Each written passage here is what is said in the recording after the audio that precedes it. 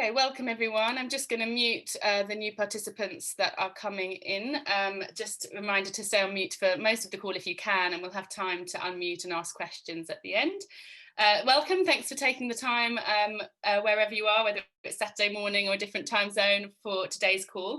I'm Jo, COO of the Fertility Circle, and we're delighted to have you joining us today. We're also joined by Ian Stones of Hove Fertility and Wellness, and he is an expert in acupuncture with over 13 years of clinical experience and really one of the most respected in his field, particularly in the area of fertility. So hugely privileged to have him with us today.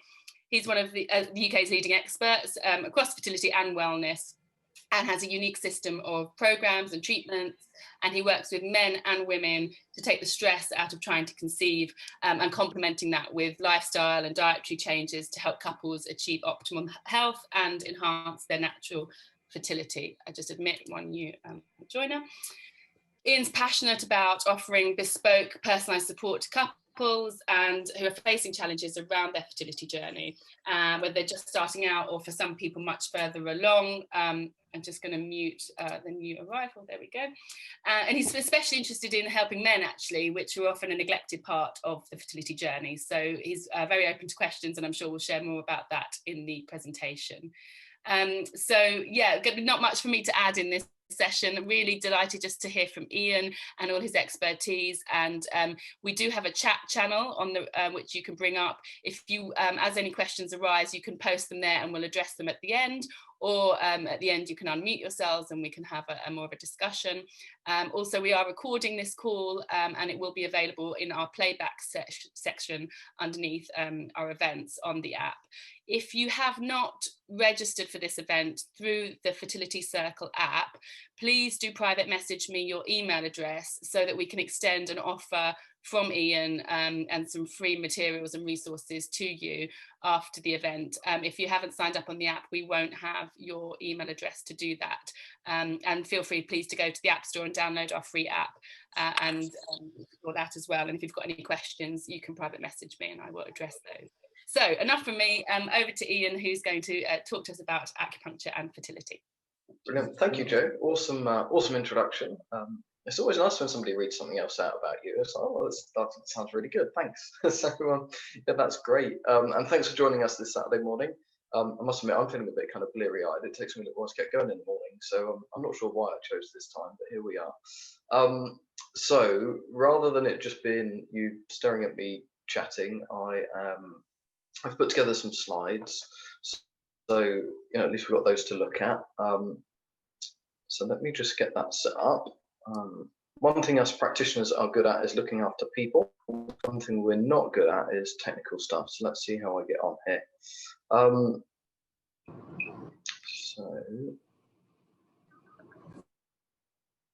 Hey, there we go. Has that worked? So here we are, acupuncture and fertility. So yes, my background is acupuncture. Trained at the College of Integrated Chinese Medicine in Reading graduated in 2007, and brought together a kind of, at that college we integrated traditional Chinese medicine and 5-element acupuncture. I won't bore you with the details of that too much. Well, I'll tell you a little bit about what acupuncture is, the process of treatment and what to expect, the type of clients who seek acupuncture, around fertility, the outcomes and benefits, a little bit about supporting the men, and then, we'll throw it open to Q&A. I think in total, I'm supposed to be chatting for about 20 minutes, half an hour. I do tend to waffle on a little bit sometimes, so if I get a bit too carried away, I'm sure Jo will pipe up and wind me in a bit. But so what is acupuncture?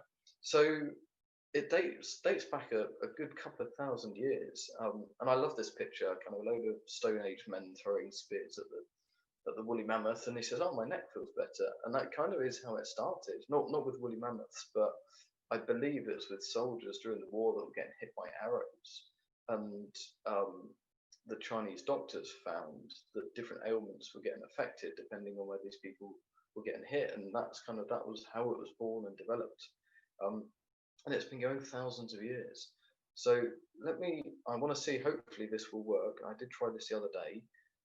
So a short video that actually was put together by the British Acupuncture Council and explains it perfectly. So hopefully the sound will work. If somebody can put something in the chat box if it doesn't, or if Joe, if you could let me know if it's not working properly, that'd be great. But let's see if it's I'll let you know if there's any sound issues. Yep, here we go. Working fine. Oh, it's a bit crackly. Traditional acupuncture is now one of the most popular therapies in the UK. Despite its widely recognised health benefits, many people only discover the therapy as a last resort.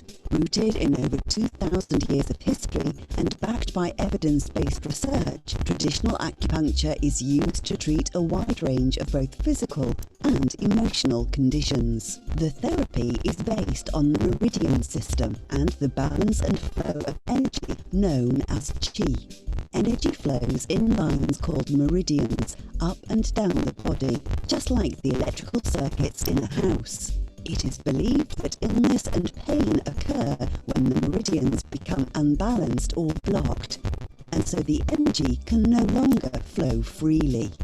Fine, sterile needles are placed painlessly on the body to help regulate this flow of energy, encouraging a healing response and restoring balance. The holistic style of traditional acupuncture means that treatment is unique for each individual. The focus is on the root cause of a problem, not just...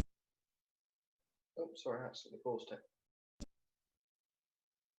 ...the symptoms, to help restore or maintain good health.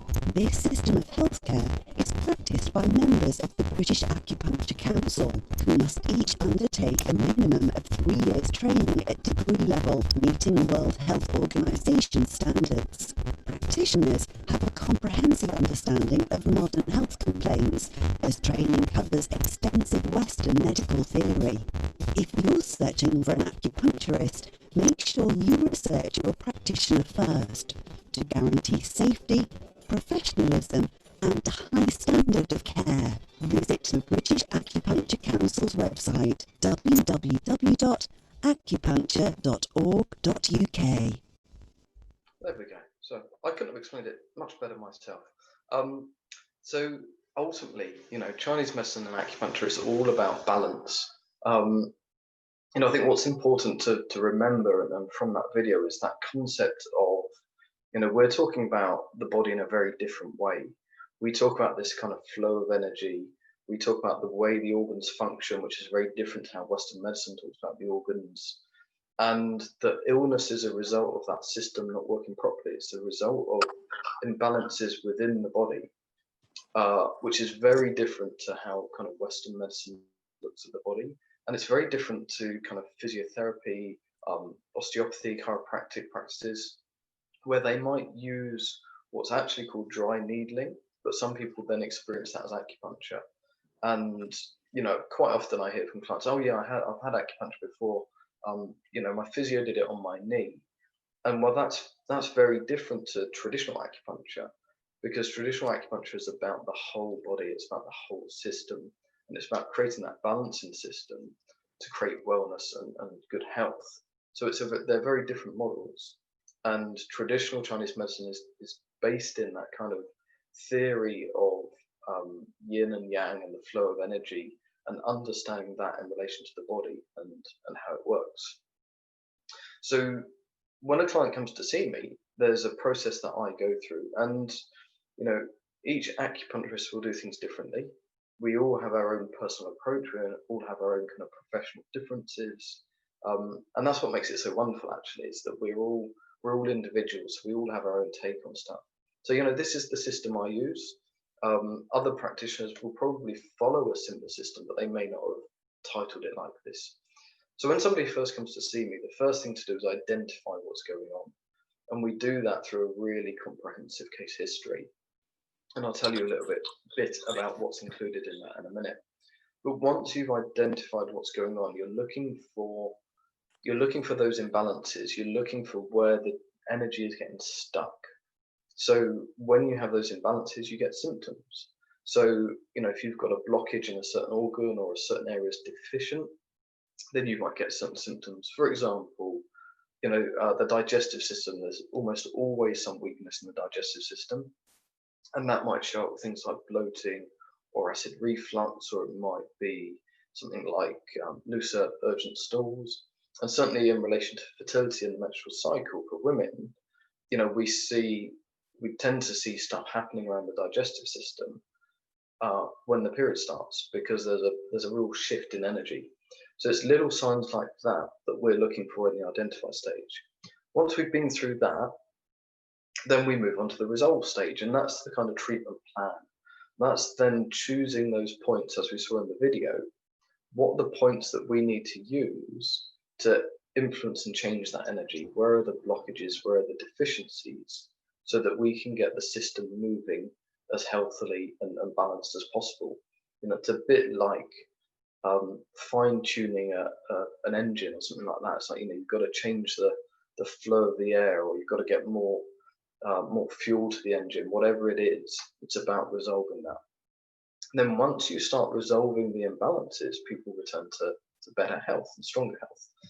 And then it's about maintaining good health. So certainly with my clients, as we go through this program, and I typically work with somebody over a good 3-month program for starters, you're then getting them to a point where they're in much better health, so that they can then maintain good health going on. Now, inevitably, life throws stuff at us, certainly with fertility, if it's a failed IVF cycle, miscarriage, any other kind of stress or trauma that's going on in life will then knock your system back out of balance. So then it's about identifying again what's going on, and you continue around the cycle. And I guess as people get better at maintaining their own health, this circle isn't kind of so massive, or it can be a lot quicker. Like, oh, okay, that I'm feeling this today, therefore I need to eat that, or I need to do this, or I need to move in this way.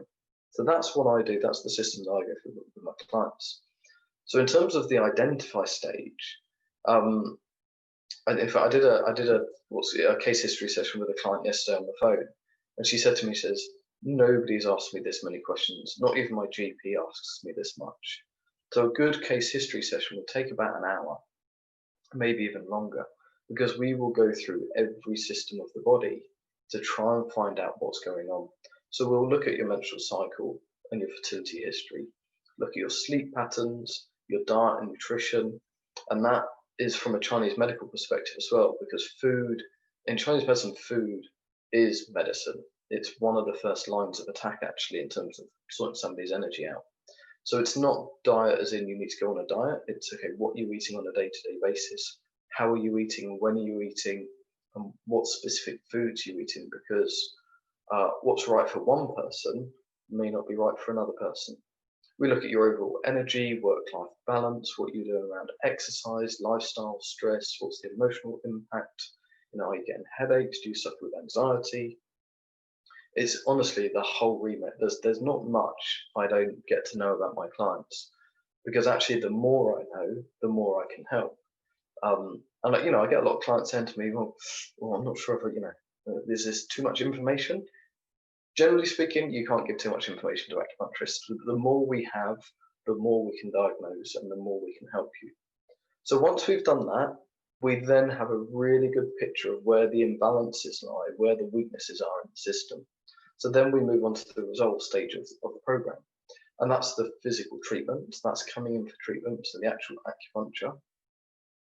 But for me, over the years, I've realized that the acupuncture is fantastic and does amazing things. But actually, sometimes it's all the stuff around the periphery that makes a huge difference as well.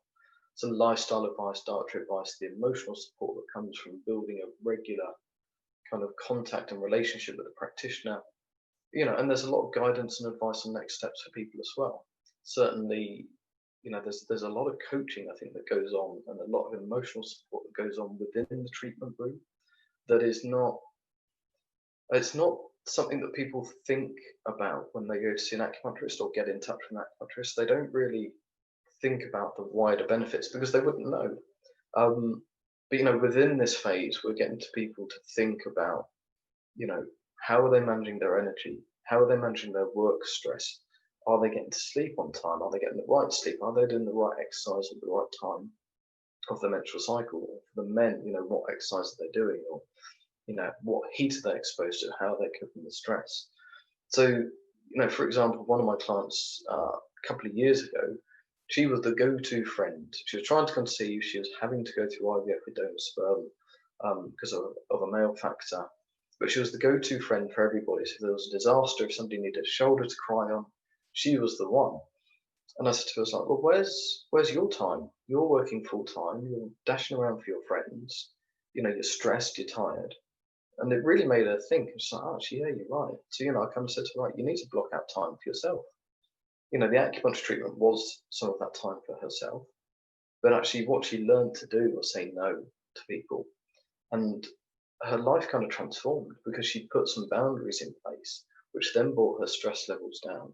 So she was much calmer, much more relaxed, and went into her IVF cycles much happier and healthier. So this is the thing, there's the physical treatment, but there's all the other support that goes on around that. And of course, then once you've got somebody working on that and you've looked at all of those elements and you start making all these little tweaks, fine-tuning life, then you've got to maintain it. And that, can sometimes be challenging, but it's about looking at things like your work balance, your life balance, your health. What are you doing to nourish yourself, look after yourself? And regular treatment forms part of this kind of balance picture. But it's also about you learning the skills from your practitioners to how you look after yourself. So in terms of treatment planning, this is a question I get a lot, and people, I don't think, always realize that acupuncture treatment can be kind of a longer term commitment. It's not always the case. Sometimes I work with clients maybe only over 6 or 8 weeks if they're going through an IVF cycle. But typically, to get the best results, to work through that kind of program and get you to an optimal position in terms of health and fertility, then a course or program of treatment is usually best. So when I'm setting things up with my clients, I will explain my system and I'll say to them, look, if we're going to do this and make a really positive change, I need to work with you over a period of 3 months, which might only actually be 10 to 12 sessions, but within that time, we'll make some really significant changes. So then initially treatment will probably be weekly, because you want the cumulative effects of the treatment. You need to build the relationship with the practitioner-client kind of relationship. But you also need that kind of cumulative effect of the coaching around lifestyle and diet stuff. Because a lot of people hit kind of crash diets, don't they? So, right, I've got to do this. I'm going to go on a fertility-friendly diet or whatever it is. And they throw a lot at it. It kind of becomes a bit overwhelming. New Year's resolutions are an absolute classic for that. People set unrealistic expectations, and they work on too many things at once.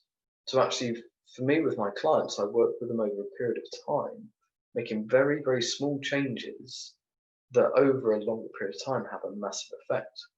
I kind of said this to someone the other day. It's like, if a ship sets off from Southampton and it's heading for America, if you make a couple of little changes early on, over that entire journey, those little changes will determine whether it hits New York or Florida, So this is the thing, it's the compound effect of these little changes over time that help people reduce their stress, help them feel better in themselves, increase their energy, increase their, get better sleep. So that's why weekly treatment is really important. And then as you get going, it might be that treatment becomes every other week, or it might then become monthly. Typically, if I'm working with women, then I would probably go every other week, because it tends to work quite nicely with the menstrual cycle. There's stuff that can be done in the first half and in the second half, so every other week works well. Whereas for the guys, typically a program like this, a 3-month program, probably gets a lot of stuff in place for them, and then it's not so frequent. It depends on their stress levels and what's going on. Throughout the whole program, throughout treatment, there's always ongoing lifestyle and dietary advice and emotional support as well. How are you doing this week? It's another disappointment of a period, or it's a failed IVF cycle. Whatever's going on, it's just incredible actually what comes up in the treatment room. I had somebody absolutely going off on one about her mother-in-law the other week. An acupuncture treatment is so much more than the treatment. It's the safe space for you to talk openly and freely without any judgment. So, whatever comes up, and it's great. And then treatment plans adjust around your needs and any additional fertility treatment that might be going on. So, it might be every 2 or 3 weeks once you've got established in a treatment program, and that might be around natural fertility. But if you're heading towards an IVF cycle, then we would move back to a weekly treatment because there's so much going on within an IVF cycle. So who would I typically work with? Who typically comes to see me for acupuncture?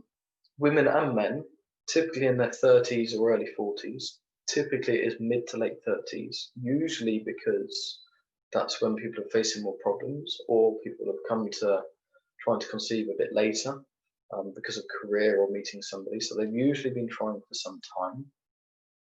They're often struggling to balance their career with starting a family, or just balancing life. You know, there's so much else going on, you know, especially in the kind of mid-30s, around career and lifestyle and what have you, that it can be getting a bit overwhelming. Generally speaking, most of my clients are already pretty healthy and pretty health aware. If they're already on a fertility journey, they've already done quite a bit of research. In fact, quite a few of my clients, I'm like, oh my God, your diet's amazing. And I'm literally just tweaking a few little bits and bobs. But, you know, that's not everybody. Some of them I've got to start with real basics, like drink more water. Usually they've had some fertility investigations or treatment already. So they may have been through their GP and had general blood tests, you know, the very basic stuff. The guy might have had a semen analysis. Although typically actually with the guys, they tend to come to me a lot later on, and I'll probably come on to that later. But they normally have some awareness around their fertility. They may be struggling with secondary infertility, so they've had one child and now they're trying for the second and it's not going according to plan. The first one was easy, but the second one seems to be a lot harder. That's quite common in terms of my practice. But I think this is probably one of the main points, is that people need to feel like they're doing something positive. And acupuncture gives you that feeling. It gives you that opportunity to know that you're taking time for yourself, you're getting dietary and lifestyle advice, you're getting emotional support. Because usually with fertility stuff, there is so much that seems out of your control. Going to see somebody for acupuncture or for some treatment and support gives you that feeling of, okay, I'm doing something positive, something that's helping and making me feel better, and that's really important. And of course, then there's the emotional issues around treatment. So a lot of this is going on as well. So the stress, the anxiety that comes with trying to conceive, the disappointment, you know, low confidence sometimes, don't know what to do for the best. There's always this sense of, you know, missing out on life for some couples, that, you know, they've stopped seeing friends, or they're, you know, really worried about someone announcing that they're pregnant, whatever's going on, and the impact that that's having on their relationships and friendships. Maybe that's impacting on their career. I've had a lot of women that I've worked with where they felt a bit trapped because of maternity leave. And like, well, I don't want to change jobs in case we're successful. And all of this becomes all consuming, as I'm sure many of you, you know, are already aware. So there's a lot of that going on in the background as well. So what are the outcomes from treatment? What comes from the regular treatment? Definitely more relaxed. A lot of my clients kind of float out of the treatment room, or just say, can you leave me here on the couch? I just want to get to sleep now, which is very, very important actually in terms of bringing those stress hormones down. I think I remember hearing this from one of my clients. She said to me, I'm better able to cope with the ups and downs and the stresses of life. You know, there's this kind of concept of, you know, the glass is nearly full up, or the coffee cup is nearly full up with all the other stuff that you're juggling. By working with somebody on the diet, the lifestyle, the stress, the emotional stuff, you can take a lot of that froth and stuff off the top. Certainly, you know, look for positive changes in the menstrual cycle. So whether that's trying to get it a little bit more regular, or decreasing the pain, you know, some of the changes I've seen from my female clients have been incredible. Certainly had a woman many years ago who wasn't having a cycle at all. She's done a lot of running, and she wanted to try and start a family. She's quite young. I think she's late 20s, mid 20s. So one of the first things I said to her was, oh, we need to stop you running. This is depleting your body. So she did. And what we found was, as she stopped the running and we brought in some diet stuff and the treatment, her period started returning. Initially it was 38 days, then 35, then 32. And then by 6 months of treatment, we got her down to a 28-day cycle. And then I think within another 2 or 3 months, she conceived naturally. So, you know, can get some really positive changes. Diet and lifestyle changes which have improved the energy, sleep, eating habits, stress management, all of that. They're big things actually. It's not to be, shouldn't be underrated, the value of good sleep and good energy when you're going through this sort of stuff. You know, people kind of come back in, or after a period of treatment, they come in with a bit more of a spring in their step. They say, I just feel better. I feel happier in myself. You know, that to me means I've done something amazing, or they've achieved something amazing. So I had a lady last week say to me, I've laughed more in the last 6 weeks than I have done in the last 2 years. You know, that to me means we kind of absolutely hit the nail on the head. And as I mentioned, kind of it's a safe space for people to talk openly and honestly. And now here we go. What about the men? Now this actually is one of my big passions, and over the last couple of years I've been working to raise awareness of male fertility and work with more men, because actually in 40 to 50% of infertility or subfertility cases, the issue actually sits with the man. Male infertility is rising, and there is very, very little support for the men. You know, they're lacking that kind of consistent advice. They go and see their GP, they do a semen analysis, and not a lot else happens after that. And then any investigations, any medical consultations generally are then run by a gynecologist. And much as the gynecologists are fantastic and they do know a lot about men's fertility, they're not urologists, they're not trained in male anatomy and male reproductive health. So the guys then don't get any advice or help. And, you know, men need emotional support as well. And I've been running a support group for men through Fertility Network UK for the last 7, 8 months, I think now. And it's just incredible how much the men are going through silently. They carry the burden of IVF cycles. They want to feel strong for their wife, but don't feel like they can share their emotions. They feel like it's weak to cry or show any kind of weakness. And if they've got a poor semen analysis or they've been told they've got no sperm, it really strikes deep for a guy. So, you know, my passion is to help those men, actually get them talking, get them the advice and help that they need. You know, for a guy that's just got kind of subpar kind of sperm, there's no major issues, diet and lifestyle are key. They really are. I've got a guy that literally this week I heard his results. He had some results back. When we started working together, his sperm count was 8 million, which is not bad, but it's half of what it should be at least. And there was some lifestyle stuff going on for him. We worked together actually on a remote program. So a lot of what I offer doesn't have to be that physical treatment. There's still stuff that I can do remotely. And that's what I did for him. He texted me this week to say that his sperm count had gone from 8 million to 28 million. So that was just diet and lifestyle can have such a big impact on men. And then we have, you know, helping guys with things like the sperm comet test, DNA fragmentation, and other medical investigations that are really, really important. And a lot of this stuff doesn't get picked up for the guys anywhere near early enough. You know, the number of couples that end up going through 2 or 3, 4, maybe even more failed IVF cycles. And then they say, right, let's look at the sperm in a little bit more detail. And hey presto, there's a huge problem there. If we'd done that a lot earlier, it could have saved a lot of money and a lot of heartache. So it's really important that men come and get some treatment as well. So what's in it for you, having some acupuncture treatment? It gives you the chance to live a more balanced life. You learn how to listen to your body and respond appropriately. Learn to live by the seasons. You know, that's really important, how we adjust our energy and our eating habits. This is all about balance. You learn about good food, what you need to eat as an individual, because what's right for you may not be right for the next person. So it's understanding your body in that way. What levels of exercise to be doing and at the right time. So is it right that you're doing loads of running, or should you be resting more when you're on your period?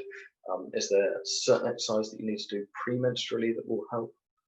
And then obviously all the relieving of the stress and its negative effects on the body. So, you know, what I haven't put in this presentation is a lot of the research around acupuncture, but it has been proven to release endorphins, which will reduce cortisol levels, which will help with reproductive health.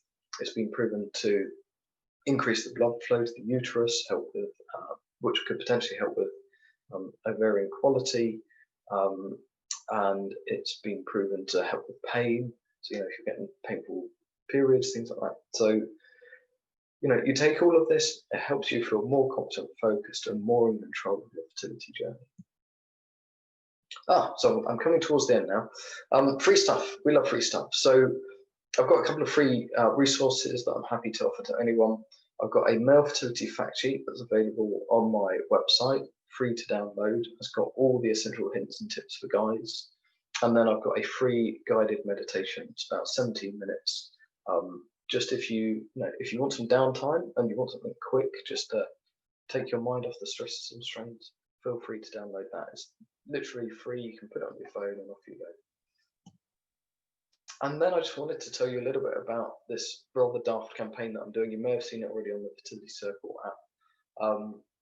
Off the back of the male fertility support group that I've been running, I decided I wanted to continue to raise awareness of male fertility issues, help men get the support that they need, whilst also raising money for Fertility Network UK. So I came up with this rather crazy idea of taking a bunch of guys on a trek to Everest Base Camp. So that's what we're doing. We're heading off in March 2022. We've been doing a whole load of stuff in the background and over kind of the last couple of weeks to raise awareness of this. Fertility Circle are one of my headline sponsors, so I'm very grateful for them for this. But head over to my website, the Basecamp for Fertility page, have a little read about it. If you can spread the word and donate, then that would be really fantastic. But it's all about helping men get the help that they need. And I think that's it. So I hope that was useful. I hope, there's quite a lot to cover, and there's probably so much more that I could have covered. But yeah, do ping any questions to me that you might have. Wonderful. Thank you so much, Ian. That was really illuminating. I certainly learned a lot. I didn't realise quite how, let me turn my video on, quite how holistic and really a complete system that acupuncture was, and the sort of level of depth a practitioner would go to with a client. I can see how powerful that would be, and amazing that you can get more blood flow to the uterus and things like that from just acupuncture. I wouldn't have thought it, but totally can see how that would be really beneficial. So for our audience now, there's an opportunity to ask questions to Ian. You can either post them in the chat box and I will present them for you, or you can decide to unmute or turn your video on and chat with Ian and ask your questions. Just a reminder, if you have registered via the app, then we will follow up with those free resources. If you haven't, please do private message me your email address so I can make sure that you just have all the details of that free meditation and fertility fact sheet from Ian. And also just want to say the Everest Base Camp sounds like an amazing trip. We've got an article under our Learn section and the male fertility section within that, and it's a really worthy cause, and so do support Ian if you can, or just have a read about his efforts, and it's so nice to see Ian, like the kind of authenticity that shines through when you're really kind of trekking around Everest for this male fertility, and it's not just a job for you. So that's lovely to see. Oh no, not at all. One thing I don't know if this question will come in, but also one thing I didn't mention is about treatment around IVF, because this comes up a lot, where I get a phone call and somebody says, right, I'm just about to start my stimulation drugs. I hear acupuncture is great for fertility. Can you help? And the answer is generally always yes. Yes, we can help. But typically with acupuncture, it's nice to have those kind of several months lead in to do all the stuff that I've mentioned around getting the balance. A lot of people will have heard about the research where people have had acupuncture pre and post transfer.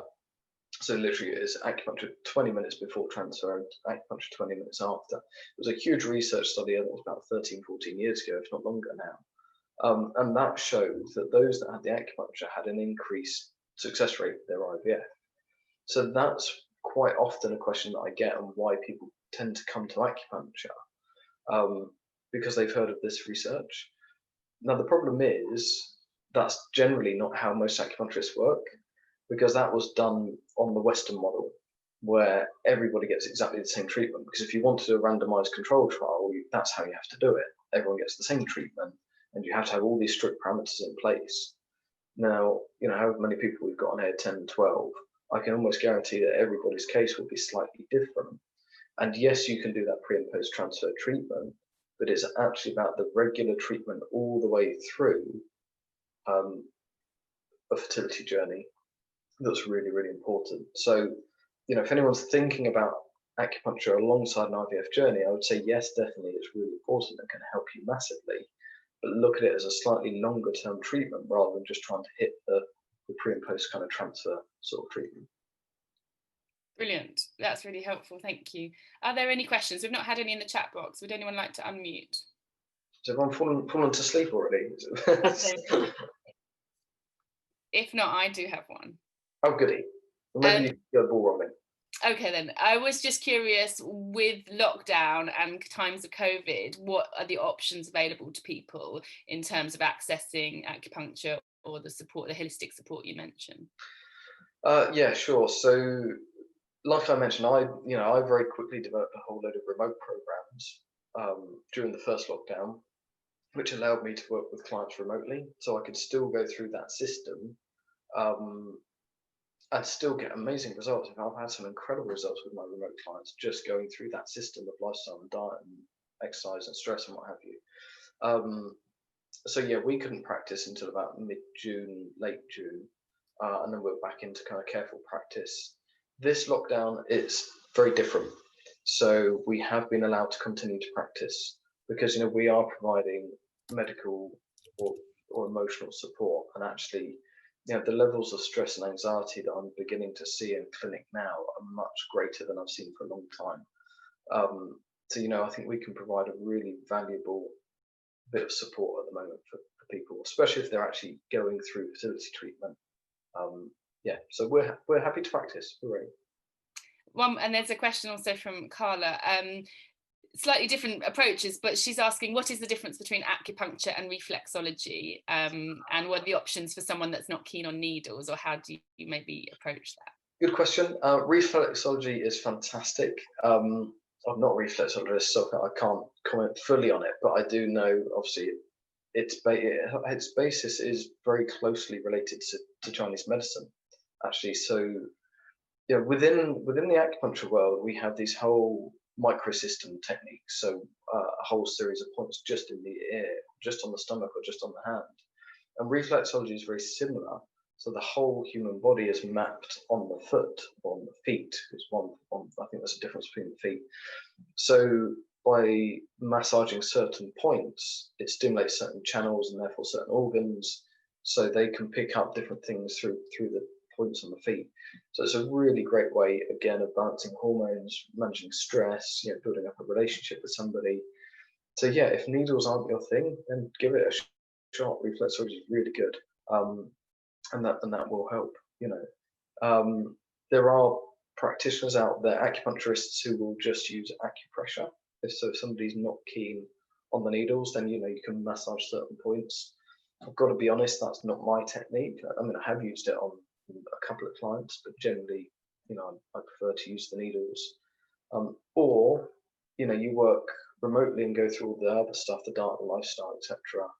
And you could still get the benefits of the Chinese medicine knowledge and techniques without the needles. Thank you. That's really helpful. I was also curious, you mentioned that you've seen like a oh, hang on, there's another question that's come, so I'll approach this one first. It's from Lisa. Thank you for a very interesting presentation. I was hoping to ask, there are fertility issues. Are there any fertility issues for which acupuncture may not be effective? For example, genetic quality issues. Ooh. Yeah, I guess ultimately, yeah, if there's a genetic abnormality that's causing, chromosomal abnormality that's causing fertility issues, then yeah, acupuncture is not going to change that. But I think what's worth remembering and understanding, and this is something I certainly explain to a lot of my clients, is the wider benefits of acupuncture. I think I've kind of probably hammered on about that a little bit today, but it is about the stress, the emotional ups and downs, the sleep, the diet, whatever it is. So, if there's something genetic going on and you're still going through fertility treatment, then acupuncture can still give you a level of support along that journey, whatever's going on. We do have to be realistic about what we can do and what we can influence. And that's why I think really the biggest benefit of acupuncture is that wider support. But no real contraindications or anyone for whom acupuncture wouldn't be suitable? There are some contraindications for acupuncture. Yes, and a case-by-case basis, really. That gets quite complicated. I used to be the safe practice officer for the British Acupuncture Council, so I rewrote our guide to safe practice, which was an immense piece of work. It was a bit like a PhD, really. So there are certain conditions that we have to be very careful of. But throughout pregnancy, it would be appropriate to. Yeah, definitely. I mean, just quickly, pregnancy is a good one. I'll come back to that. But in that video, it mentions the Western medical training. When I trained, we did a whole module on conventional medical sciences as well. So we looked at the respiratory system, the cardiovascular system, the reproductive system, but from a Western medical understanding as well. So a degree qualified acupuncturist registered with the British Acupuncture Council will have fantastic levels of knowledge and safety, so that they can confidently and competently deal with most and any condition that comes in through the door. And yeah, that's another question, isn't it? Is pregnancy, is acupuncture safe during pregnancy? Absolutely, and I would strongly recommend it, actually, certainly up to the first 12 weeks. Now, a lot of therapists and a lot of therapies like massage and sometimes reflexology and maybe aromatherapy would often steer clear of working with women in the first trimester, because there's a little bit of anxiety or nervousness about, if there's a miscarriage. Now, acupuncture is very, very safe. There's nothing that can be done, I say, with all the training and the safety standards that we have, there's no dangers. And actually, it can be a huge relief for women who are exhausted and thrown up regularly. I had one lady recently, it was about a year ago. She was really suffering with morning sickness, the poor love. She looked so ill when she came in. And in fact, she admitted halfway through one of the treatments that she'd been sick, literally in the toilet in the waiting area, before coming in for the treatment. But after the treatment, she got so much relief. She felt so much better. And again, getting the right advice and support around how to cope with morning sickness or exhaustion and whatever's going on is great in terms of acupuncture. Fantastic. Thank you so much. I'm not seeing any more questions come in. So one last one from me. You did mention lots of people are finding it a very stressful time. Of course, the pandemic and of course, people's own journeys. Have you got like one top tip or something for people to take away today that might help them? Or has it got to be a holistic approach? I get this a lot, actually, kind of when you chat to people, what would be your top tips? I think right now, I think one of the top tips is always to be kind to yourself. It's so hard, and it's something I've worked on this year. We're so good as human beings at beating ourselves up, I think. Giving ourselves a hard time. Oh, I haven't done this, or I failed at this. Oh, I should have done this, or I could have. Should, could, and would. Terrible words. Be kind to yourself. Give yourself time. Do the things you love. Take rest. And treat yourself with the love and respect that you treat anybody else with, really. I think if we're all a lot kinder to ourselves, life would be a lot easier. And I think that can mean, I was going to say indulging in something like acupuncture or other treatments, but is looking after yourself an indulgement or is it a necessity? So, yeah, I think be kind to yourself and look after yourself. I think that's really important. That's lovely. It's a bit more like, just going to the gym or doing an MOT on your car rather than by the time you're frazzled, but doing it as part of that self-care routine. I really love that. And on that note, the Fertility Circle is actually hosting at 3 p.m. UK time today a fertility yoga session. So in the theme of investing in self-care and decreasing stress, I love a bit of yoga. I'll be joining, and it's a wonderful way to kind of reduce those stress levels and put your body into the best possible frame for fertility. So a little plug there. Thank you, Ian. There's no more questions coming in. That was so insightful. helpful, really interesting, and thank you so much for your time. If anyone would like to connect with Ian, he's on our app under Resident Experts, Ian Stones, so you can reach out to him, and I'll be following up with an email with his resources as well. Thank you. Awesome. Thank you very much. Thanks, Joe. Thanks for hosting and looking after me. And yeah, it's been a pleasure to do this. And yeah, I hope somebody's got something out of this somewhere, and happy to help wherever I can. I'm sure. Thanks so much. Take care, everyone. Have a good weekend. Cheers. Bye. Bye.